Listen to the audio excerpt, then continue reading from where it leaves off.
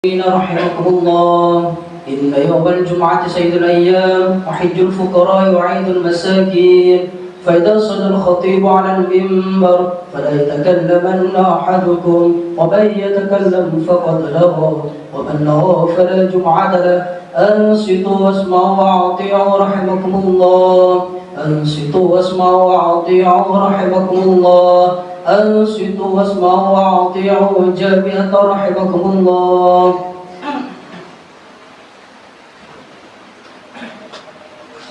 وسلم على سيدنا محمد وعلى ال سيدنا محمد. اللهم صل وسلم على سيدنا محمد وعلى ال سيدنا محمد. اللهم صل وسلم على سيدنا محمد وعلى ال سيدنا محمد اجمعين. اللهم قو الاسلام للمسلمين والمسلمات والمؤمنين والمؤمنات وانصرهم على المعاندين. رب اختم لنا منك بالخير فيا خير الناصرين برحمتك يا ارحم الراحمين. Assalamualaikum warahmatullahi wabarakatuh. Pada kita pertama untuk dipuji, untuk disyukur Allah Ta'ala, kita agar sebi Allah sehat, sempat, semangat memenuhi panggilan Allah untuk ajengaki sholat Jumat bersama, berzikir bersama, berdoa bersama. Maka sesungguhnya melalui jemaah Jumat kita dibangun sebuah kebersamaan. Kebersamaan membawa kemudahan, kebersamaan membawa barokah. Pertolongan Allah di atas kebersamaan. Yadullahi ma'al jamaah, al barakatuh ma'al jamaah. Pertolongan Allah di atas kebersamaan, keberkahan di atas kebersamaan. Ketika kita di sini doa bersama, maka sesungguhnya yang lain mendapat barokah dari kebersamaan. Kan bisa jadi orang yang tidak khusyuk dalam doa, tidak khusyuk di dalam sholat, bisa mendapatkan barokah dan manfaat dari atas kebersamaan itu. Itulah yang dibangun di dalam Islam. Tidak ada oleh para pendahulu kita, ulama salafus soleh, ulama Nusantara ini, lalu membeda-bedakan ketika tidak mau bersama. Sesungguhnya dia lari dari sebuah komunitas kebersamaan di antara sesama muslim di dalam konteks hablum minallah maupun dalam konteks hablum minan nas. Hadirin jemaah salat Jumat rahimakumullah. Saya menggantikan khotib yang berhalangan dan sangat mendadak pemberitahuannya, sehingga saya mestinya harus hadir di masjid saya di Lobuh besok. Karena sudah lama tidak ke sana, terpaksa harus saya tugas di sini untuk menggantikan tugas yang merupakan kewajiban khutbah harus digelar dalam rangkaian ibadah sholat Jumat. Maka di sini dinyatakan oleh Rasulullah, "Man lam yahtamma bi amril muslimin falaysa minna." Orang yang tidak memiliki kepentingan sesama muslim, kepentingan umat Islam, itu masuk bukan golongan saya. Hadirin jamaah salat Jumat rahimahullah, saya dibina tugas sehingga tidak sepenuhnya bersama dengan jemaah Jumat dan masyarakat di sini. Saya ingat kepada sebuah ayat di dalam Al-Quran. Allah menyatakan, kutiba alaikumusiyamah wa huwa kurhul lakum. Diwajibkan ke atas kalian berperang, wa huwa kurhul lakum. Dan perang itu termasuk sesuatu yang tidak kamu suka. Allah juga tidak suka kepada perang. Wong Allah sifat Ar-Rahman Ar-Rahim, kok memerintahkan perang? Ini kan berlawanan. Kemudian Nabi Muhammad yang cinta damai, cinta persatuan, kok diperintah berperang? Tapi Allah menyatakan dalam ayat berikutnya, asa an takrahu syai'an wa huwa khairul lakum. Bisa jadi kamu tidak menyukai sesuatu, tapi sungguhnya itu baik bagi kamu. Wa asa an tuhibbu syai'an wa huwa khairul lakum wa huwa syarrul lakum. Kadang-kala kamu menyukai sesuatu, tapi itu tidak baik bagimu. Sama dengan saya di tugas tempat yang agak jauh. Sesungguhnya sama dengan perintah perang. Sudah ada kewajiban untuk pindah karena turun surat dari atas. Betapapun harus melaksanakan. Sama dengan perintah perang. Maunya tidak ada berpindah, tapi itu. Tapi Allah menyatakan, kadang kamu tidak menyukai sesuatu, Kamu tidak senang dimutasi misalnya, tapi wa huwa khairul lakum, tapi itu baik bagimu. Setelah saya jalani tugas di sana, betapa saya menambah pengalaman, betapa saya diberi nikmat yang lebih besar oleh Allah Subhanahu wa taala, sehingga banyak belajar kepada lembaga yang sudah lebih jauh lebih tinggi dari yang ada di Pamekasan. Banyak saya beruntut ilmu dan pengalaman baru di tempat yang baru. Inilah yang disebut oleh Allah, asa antakrahu syai'an wa khairul lakum. Kadang kamu tidak menyukai sesuatu, wa khairul lakum, padahal itu baik bagimu. Sama dengan orang pergi ke dokter misalnya, memeriksakan penyakitnya, walaupun dia takut untuk memeriksakan diri ke dokter, takut ada penyakit-penyakit yang tidak ketahui lalu ketahuan misalnya.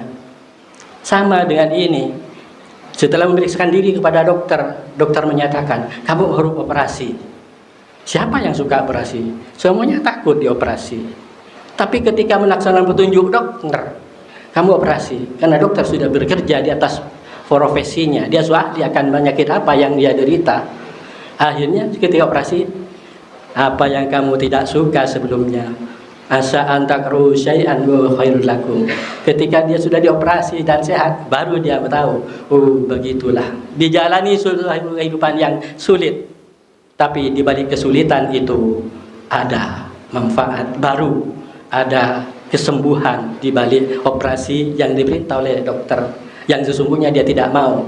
Sama dengan perintah perang ini. Oleh karena itu, sesuatu yang diperintahkan oleh Allah Subhanahu wa taala yang berlawanan dengan sifat Allah sendiri, Ar-Rahman, Ar-Rahim misalnya, belas kasih sayang kepada makhluknya, ketika lalu memerintahkan kutiba alaikumusiyam wa huwa khairul wa syarrul lakum, diwajibkan kepadamu berperang padahal itu tidak kamu suka. Tapi Allah menyatakan sesuatu yang kamu tidak suka bisa jadi baik bagimu. Sesuatu yang kamu senang kepada sesuatu, sesungguhnya itu tidak baik padamu. Maka begitulah pengalaman yang saya ambil. Saya meyakini apa yang saya alami ini, yang semula tidak suka, setelah dijalani luar biasa, nikmat baru, pengalaman baru yang kita. Mudah-mudahan ini semua terjadi pada kita semuanya. Kita harus mengerti bahwa cobaan mesti datang. Di balik cobaan dan ujian ada nikmat yang akan diberikan di belakang oleh Allah Subhanahu wa taala. Hadirin jamaah salat Jumat rahimakumullah. Di dalam surat Al-Insyirah ada sebuah ayat yang indah bahasanya. Al-Insyirah, surat yang kita baca pada subuh bersama, alam nashrah laka sadrak. Ada sebuah ayat 5 dan 6, inna ma'al usri yusra. Inna ma'al usri yusra. Sesungguhnya bersamaan dengan kesulitan ada kebaikan. Di dalam kesulitan ada kemudahan.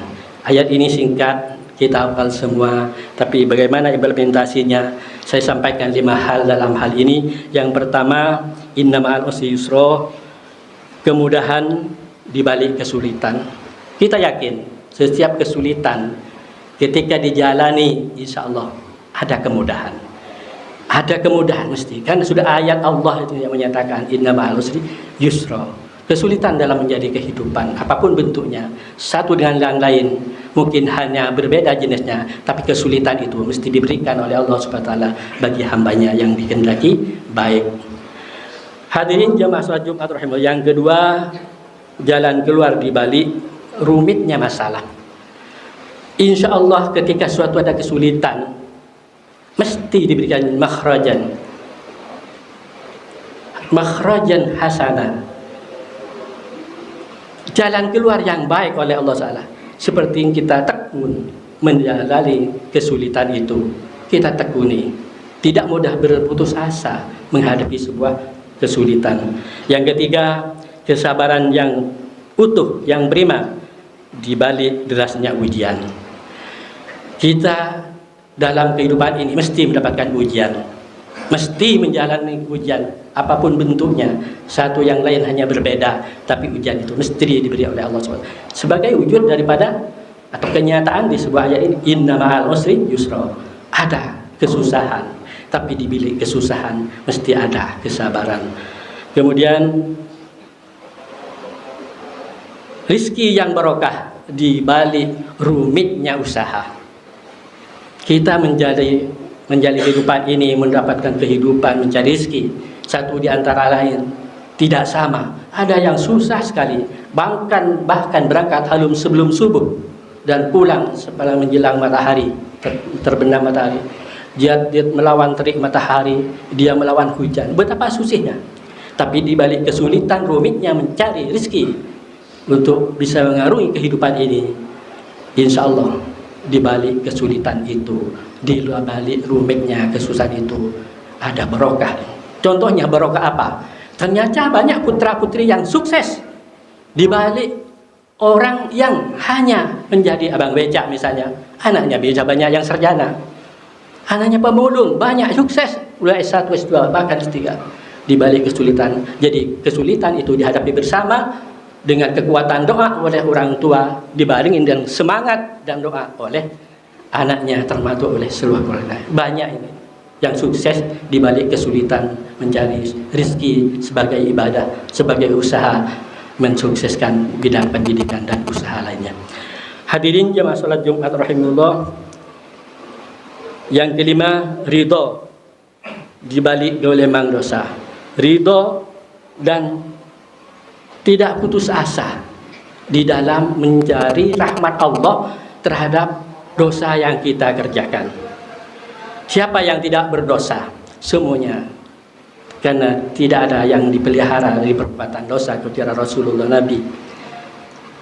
Oleh karena itu kita tidak boleh berputus asa di dalam meraih ridho Allah, meraih rahmat Allah untuk bisa memperoleh pengampunan dosa.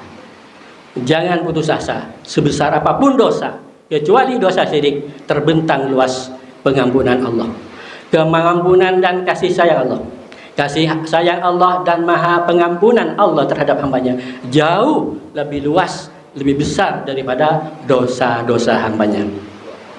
Kita tidak boleh putus asa sebesar apapun, tetapi jangan mengecil-ngecilkan sebuah dosa kecil, karena dosa kecil yang dibiarkan berlangsung terus akan menjadi besar seperti kerikil, bisa jadi menjadi gunung karena dibiarkan.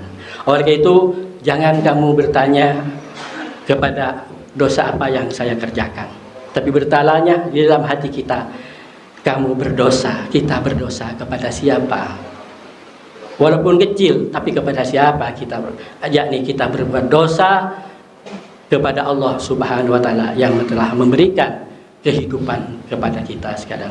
Hadirin jamaah salat Jumat rahimahullah, betapapun kesulitan dalam kehidupan, susahnya menjadi rezeki dan lain sebagainya, mari kita tempuh dengan peningkatan kualitas takwa, penguatan imtak kita, iman dan takwa kita tingkatkan, karena dengan takwa ini, wa may yattaqillaha yaj'al lahu makhraja wa yarzuqhu min haitsu. Barang siapa yang bertakwa kepada Allah, yaj'al lahu, diberikan jalan keluar yang bagus oleh Allah taala dan berikan rezeki dari tempat yang tidak terhitung-hitung jumlahnya atas kehendak Allah Subhanahu terhadap hambanya. Mari kita tingkatkan penguatan takwa kita dan iman kita. Iman dan takwa tidak bisa dipisahkan, tapi bisa dibedakan. Bertakwa juga beriman, beriman harus bertakwa, tidak bisa dipilih salah satu. Orang yang bertakwa membutuhkan keimanan yang kuat, iman yang takwa yang kuat harus juga membutuhkan ketakwaan. Takwa berjalan seiring dan seimbang, tidak bisa dibeda-bedakan, tapi juga hanya bisa dibedakan, tapi tidak bisa dipisahkan. Iman dan takwa mari semangat kita tingkatkan melalui mimbar Jumat ini. Mudah-mudahan Allah berikan kekuatan, pertolong, taufik dan hidayah bagi kita semuanya, sehingga kita menjadi orang yang kuat imannya dan kuat iman takwanya dan amal soleh kita. Inna sanal kalam Allahil malikil alam Allah